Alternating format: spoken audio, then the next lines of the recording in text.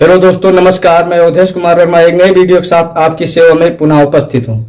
दोस्तों, आज हम लोग बात करेंगे एक ऐसे धारा के बारे में जिसका कि आईपीसी में, भारतीय दंड संहिता में कोई प्रावधान नहीं था। उस धारा को कभी चोरी के या कभी डकैती के धाराओं में ढकेला जाता था, उनमें शामिल कर दिया जाता था, लेकिन उसका अलग से कोई प्रावधान नहीं था। लेकिन जब भारतीय न्याय संहिता बनाया गया तो इसका खास ध्यान रखा गया और इस धारा को एक अलग जगह दिया गया, एक अलग धारा बना के उसको उसमें बताया गया है कि ये क्या है, मतलब मैं जिसकी बात करने जा रहा हूं। तो दोस्तों, आप लोग से अनुरोध है कि हमारे चैनल को सब्सक्राइब, वीडियो को लाइक, कमेंट व शेयर जरूर करते रहे ताकि अन्य लोगों को भी इसका लाभ मिल सके। दोस्तों, मैं मानता हूं जहां तक कि ज्ञान के ही अभाव में लोग अपराध कर जाते हैं लेकिन जब लोगों को नॉलेज होगी तो अपराध कम होगा। तो इसलिए आप लोग से अनुरोध है कि आप लोग वीडियो को ज़्यादा से ज़्यादा शेयर करें कि लोग अपराध से बचें। तो चलिए दोस्तों, वीडियो स्टार्ट करते हैं। तो दोस्तों, मैं जिस धारा के बारे में बात करने जा रहा हूं वो है भारतीय न्याय संहिता अर्थात बीएनएस धारा 304 छीना झपटी, जिसको कहा जाता है छीना झपटी।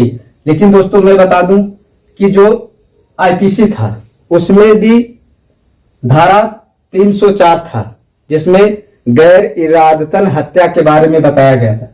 लेकिन दोस्तों, आप लोगों को मैं जानकारी है तो ठीक है, अगर नहीं भी जानकारी है तो मैं बता देता हूं कि जो आईपीसी था उसमें 500 कुछ धाराएं थी, जबकि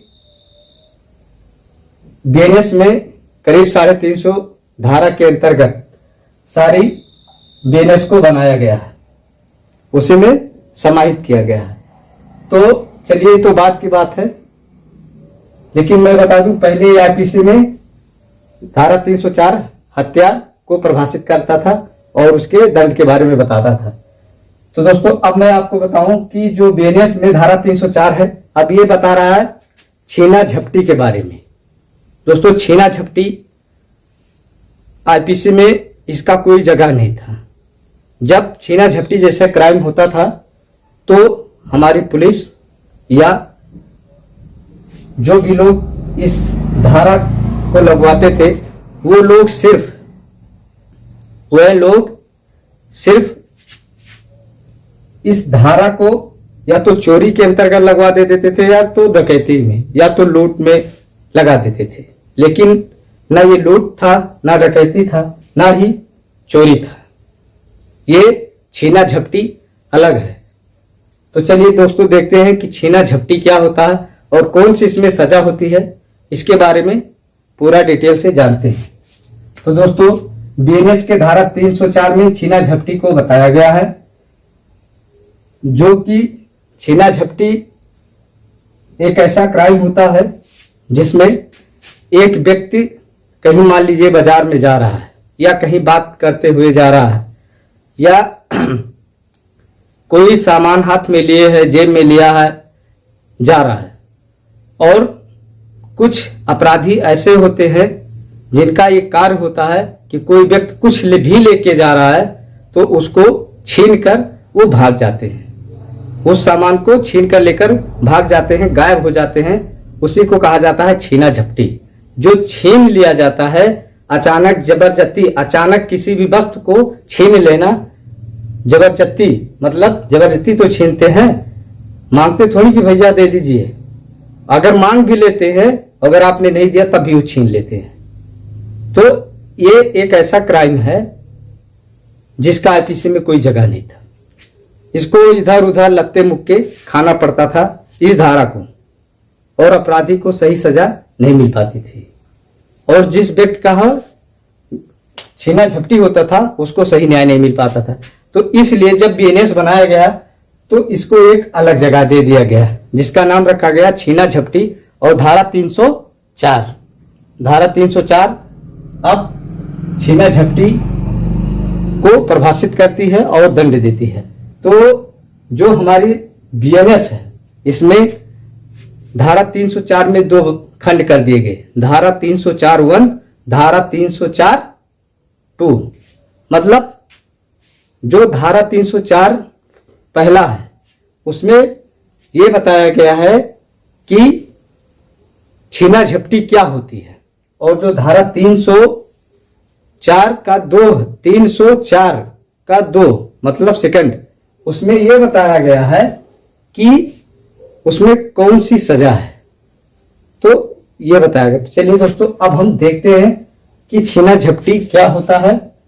तो दोस्तों, यह एक ऐसा अपराध होता है जिसमें व्यक्ति को जबरदस्ती व्यक्ति की जो संपत्ति होती है, जो उसके चल संपत्ति होती है, उसको जबरदस्ती छीन लिया जाता है। जंगम संपत्ति होती है, व्यक्ति की जो जंगम संपत्ति होती है उसको जबरदस्ती राह चलते हुए व्यक्ति उसको छीनकर जबरदस्ती भागता है, उसी को क्या कहा जाता है? छीना झपटी या छीनो, मतलब जबरदस्ती छीनना। तो इसमें जो सजा का प्रावधान किया गया है ये है 3 साल की सजा और जुर्माना दोनों से दंडित किया जाता है। लेकिन दोस्तों, इसके कुछ आवश्यक तत्व होते हैं, उसके बारे में बात कर लेते हैं। दोस्तों, जो हमारा धारा 304 है का पहला है, उसमें बताया गया है कि इसमें बलपूर्वक कुछ चुराना शामिल होता है। बलपूर्वक किसी चीज को छीनना, बलपूर्वक छीनना या चुराना शामिल होता। सामान्य चोरी व बलपूर्वक चोरी में अंतर बताई गई है। जो सामान्य चोरी होती थी, जिसको आदमी बेईमानी पूर्वक या बिना सम्मति के छीन लेता था चल संपत्ति को या हटा देता था, उसमें और इसमें अंतर है। दोस्तों, इसमें जो होता है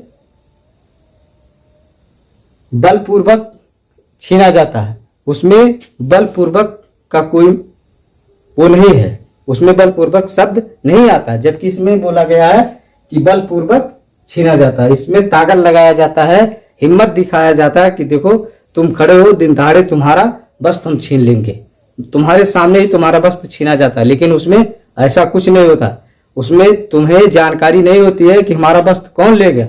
लेकिन इसमें तुम देखते हो कि फला व्यक्ति ले गया, चाहे माने वो सर पे भले ही ढका हो, लेकिन वो तुम्हारे सामने अपना जिगरा दिखा के लेके जाता है, वो चोर होता है। इसमें इस चोर में और उस चोर में जमीन आसमान का फर्क होता है। तो उसके बाद है पकड़े जाने पर कठोर सजा व जुर्माना से दंडित किया जाता है। जो सजा सामान्य चोरी में होती है उससे अधिक दंड का प्रावधान इसमें किया गया है, उससे ज्यादा दंड दिया जाएगा और जुर्माना भी उससे ज्यादा लगाया जाएगा।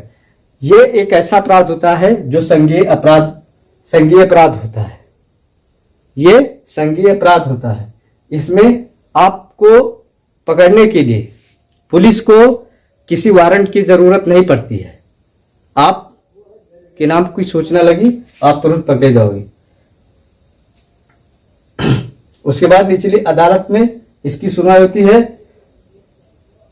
और इसमें जो है जमानत नहीं होता है। पहली बात, इसमें जमानत नहीं होता है, निचली अदालत में सुनवाई होती है, अपराधी को तुरंत सजा होती है। तो दोस्तों, हमें आशा है कि ये वीडियो आपको पसंद आया होगा। अगर आपको ये वीडियो पसंद आया तो चैनल को सब्सक्राइब, वीडियो को लाइक, कमेंट व शेयर जरूर करिए।